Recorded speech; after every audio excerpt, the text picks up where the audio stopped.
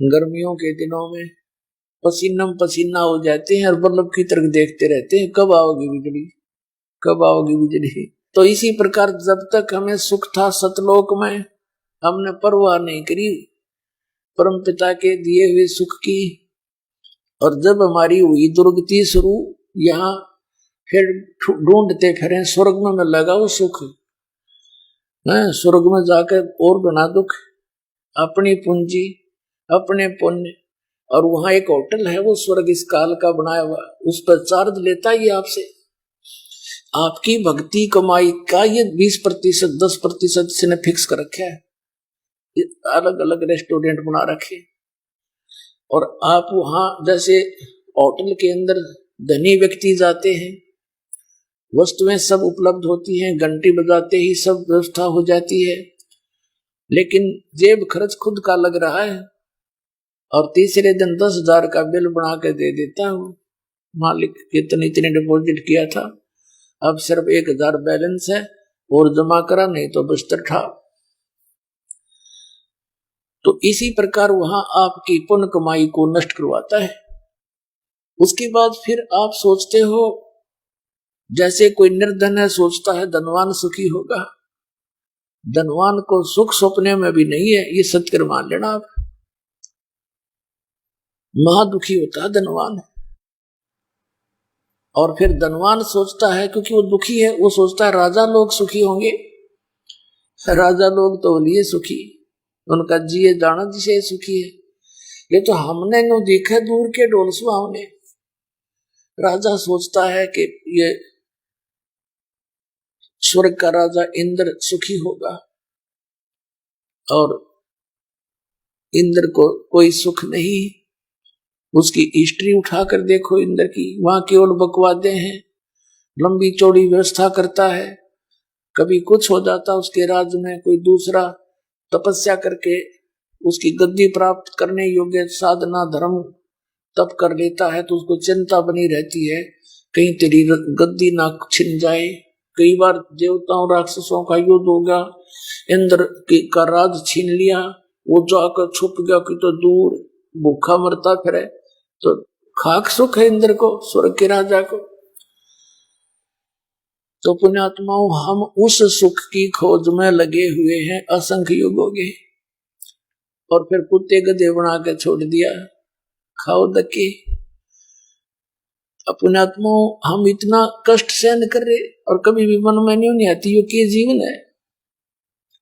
जो दुखी हो गया वो तो रो ही रहा बेचारा, कोई बीमारी से है, या कोई पुत्र पुत्री मर गई, या कोई घाटा बिजनेस में हो गया, वो तो रो ही रहा है। बाकी शेष नौके अपना खैदे ही निकल जाए उसके पास से, उसकी परवाह भी नहीं करते, क्योंकि वो झूठे सुख को अभी प्राप्त है, उनको झूठे सुख उनके पास है। तो ये क्या जीवन है, कुत्ता बनकर क्या हाल हो रहा है। हम ध्यान में भी नहीं आता हम भी कभी कुत्ते बन जाएंगे, हम तो फट दे निकल जाए उसके पास से टी करके। अब पता चलेगा, अब पता चला हमारे को परमात्मा के ज्ञान से कि इतना कष्ट, और ये स्थान जीवन का है। कोई जीव सुखी नहीं, सपने में भी सुख नहीं किसी को। दिन में केवल एक पेट के लिए सारा दिन सैकड़ों झूठ बोलकर लाखों पाप कमा के ये प्राणी चारपाई पकड़ता है। रात्रि के समय भी उसी का चिंतन होता रहता है, ऐसे करूंगा वैसे करूंगा, वो फलाना काम रह गया, इतने में मृत्यु हो जाती है। और फिर जिस जुगाड़ के जोड़न में सारा जीवन खो दिया, वो यही रह गया, आप गधा बन के सैर सपट्टे कर रहे हैं। तो परमात्मा ने याद दिलाई हमारे को, ये इतना कष्ट ये क्यों दे रहा है, क्योंकि ये प्रतिशोध ले रहा है हमारे साथ, ये प्रतिशोध ले रहा है परम पिता के साथ कि उसके आत्मा है ये, इनको खूब दुखी करूं और उसको दुख होगा। अपने आत्माओं, वो परमात्मा इतना दयालु है, हमने ऐसा जुल्म किया और फिर भी हमारे पीछे घूम रहा है।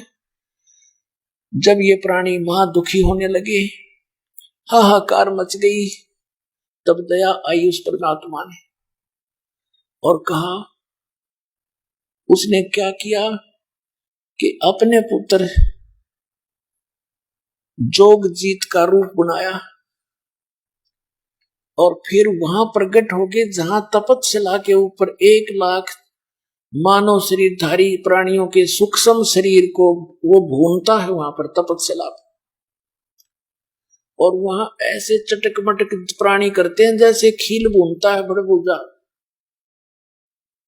ऐसे उछलते हैं। लेकिन सूक्ष्म शरीर में जीव मरता नहीं, लेकिन कष्ट असहनीय होता है, चिल्लाते हैं, बुरी तरह हाहाकार मचती है। और उस गंध को निकाल कर जो सारे जीवन में इस प्राणी ने आहार किया, वासनाएं की, उसका सूक्ष्म अंश सूक्ष्म शरीर में लिप्त हो जाता है और तपतशिला के ऊपर इतना गर्म करके ही उससे वो छुड़वाया जाता है। अब देखो आप, काजू किस्मत, सेब, संतरे, लाडू, जलेबी, हलवा, पूरी, कितना सुंदर खाद्य पदार्थ है, और फिर भी ये मन बकवाद करता है। आत्मा के साथ मन का जोड़ जोड़ दिया इसे। और प्रत्येक प्राणी बुराई को कितना शीघ्र ग्रहण करता है। हुक्का पीना, शराब पीना, देखे कैसा तरीका बना लिया, बीड़ी बना ली, तम्बाकू, हुक्का बना लिया, एक बना ली तोब, उसको हुक्का भर के पीने लगे, शराब बना ली, मांस खाने लगे। ये क्यों खाते हैं? क्योंकि उसने अपना भोजन तैयार करवाना है आपके माध्यम से। जैसे चटपटे भोजन आप खाओगे, जैसे विकार करोगे, उतना ही ज्यादा इसको टेस्ट आता है, उसी के शरीर को अधिक समय तक भूनता है वहां पर। इसलिए ये सभी को चाहता है कि विकार करें और चटपटे आहार करें, हुक्का बीड़ी तम्बाकू शराब ड्रिंक करें। उसकी वासना फिर यह वहां निचोड़ता उस प्राणी को, तपस्या पर भून भून के उसमें से निकले हुए उस मैल को, शोरबे को पी कर ये खुशी मनाता है। इसका आहार है और हमारी विरान माटी। तो वो परमात्मा दयालु सहज अपने पुत्र जोगजीत के रूप में वहां प्रकट हुए। जब ये वहां प्रकट हुए परमात्मा, सभी प्राणियों की जो जलन थी, जिससे वो पीड़ा हो रही थी अग्नि से, वो बहुत बड़ा एक पत्थर की टुकड़ी है, बहुत बड़ी, और उसके ऊपर 1,00,000 मानव शरीरधारी प्राणी भून रहे थे। परमात्मा उसके निकट जाकर खड़े हो गए। परमेश्वर की शक्ति के सामने वो सभी जो जलन हो रही थी, वो उन प्राणियों को जलन नहीं रही। अग्नि की टुकड़ी, वो टुकड़ी जो कि तो सुलग रही है, लेकिन उसकी आंच उन प्राणियों को लगना बंद होगी। तो वे एकदम बैठे हुए कि हमें ऐसी शांति कैसे प्राप्त होगी। एकदम पहले तो तड़प रहे थे, हाहाकार मची थी, फिर सामने देखा कि चांद सा मुखड़ा, सत्य पुरुष खड़े हैं परमात्मा। अब परमात्मा को सोम संज्ञा से भी पुकारा वेदों में। सोम माने शीतल चंद्रमा, प्रकाश रूप और सुंदर शरीर। सामने देखा और कहा, हे भगवान, उन्होंने सोचा परमात्मा आगे ही, हे भगवान, हम यहाँ कौन से पाप का दंड भोग रहे हैं? क्योंकि वहां पर उन 1,00,000 प्राणियों में कोई गुरु भी होता है, कोई आचार्य भी होता है, मंडलेश्वर भी होते हैं, और आम उनके शिष्य भी होते हैं, आम प्राणी भी होते हैं। तो वहां उनको पता लग जाता है कि ये क्या सांग हो रहा है। वो विद्वान पुरुष, उनको जिन्होंने शास्त्र पढ़े हुए थे कि इंसान अपने कर्म का भोग भोगता है, ऊपर भी भोगता है, नीचे भी भोगता है। तो उन्होंने कहा कि हे परमात्मा, हम यहाँ कौन से पाप का दंड भोग रहे हैं? तो परमेश्वर ने, जो अपने पुत्र जोगजीत के रूप में खड़ा था, कहा कि ये जो दंड तुम्हें मिल रहा है, ये इस यहाँ का नहीं है। ये पाप तुमने सतलोक में किया था बच्चों। सारी सृष्टि रचना सुनाई परमात्मा ने कि तुम वहां रहा करते थे मेरे पास, वहां कोई दुख नहीं था, तुम इस काल के लोक में फंस गए हो। और भाई बच्चा, तुमने बड़ी भारी भूल करी थी। अब मैं तुम्हें याद दिलाने आया हूं, अब भी तुम मान लोगे मेरी बात। सबके सबको सतलोक ले जा सकता हूं, परंतु तुम अपनी इच्छा से फंस गए। यहाँ पर इच्छा रूपी खेलन आया, ताते सुख सागर नहीं पाया। अब इतनी बातें हो ही रही थी और वो कह रहे थे सभी प्राणी, है भगवान हमें अक्षमा कर दो, हमसे भारी भूल बड़ी है, हम महाअपराधी हैं, हमारे लिए ये दुख भी कम है दाता, अब हमें ले चलो सतलोक में। परमात्मा ने कहा ऐसे नहीं ले जा सकता, जब तुम जाए धरो जग नर देहा, तब तुम करना मेरे सत शब्द स्नेहा। जब तुम्हें कभी मनुष्य शरीर प्राप्त हो और मेरा कोई संत भक्त इस सतनाम का तुम्हें ज्ञान करावे, उस नाम को सतनाम को प्राप्त कर लेना, उसकी भक्ति की शक्ति से तुम यहाँ आ सकते हो।